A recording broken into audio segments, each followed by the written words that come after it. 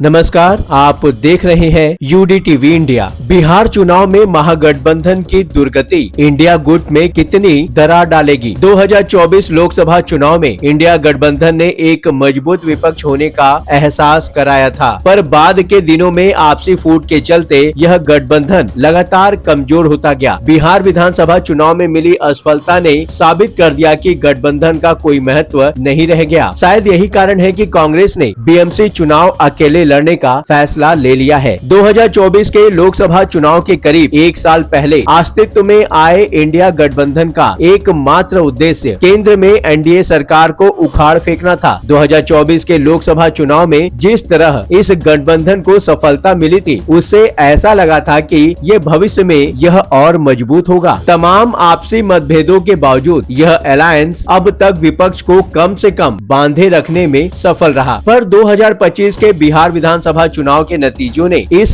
गठबंधन की नींव हिला दी है। 14 नवंबर को घोषित परिणामों में महागठबंधन यानी कि आरजेडी, कांग्रेस और वाम दलों का हिस्सा मात्र 35 सीटों पर सिमट गया, जबकि एनडीए ने 202 सीटें जीतकर इतिहास बना दिया। कांग्रेस पार्टी को मात्र 6 सीटें मिली, जो गठबंधन की ऐतिहासिक असफलता का प्रमाण है। सवाल उठता है कि क्या यह इंडिया गठबंधन के पतन की शुरुआत है? बिहार चुनाव में इंडिया गठबंधन की आंतरिक दरारें सबके सामने आ गई। महागठबंधन में आरजेडी ने 143 सीटें खुद हथिया ली और कांग्रेस को केवल 61 सीटें ही दी, जबकि लोकसभा चुनाव में कांग्रेस का स्ट्राइक रेट आरजेडी से बढ़िया था। इसके बावजूद कांग्रेस को 2020 के मुकाबले 2025 में करीब 9 सीटें कम मिली। जाहिर है कि एक गठबंधन में जो सह अस्तित्व होना चाहिए वो बिहार में नहीं दिखा। सीट शेयरिंग की असफलता के चलते कई सीटों पर फ्रेंडली फाइट्स तक की नौबत आ गई और कांग्रेस का प्रदर्शन तो बहुत ही खराब रहा। राहुल गांधी ने कहा यह हार अप्रत्याशित है, लेकिन लोकतंत्र बचाने की लड़ाई जारी रहेगी। हालांकि राहुल गांधी ने यह लड़ाई कितनी लापरवाही से लड़ी, ये इससे स्पष्ट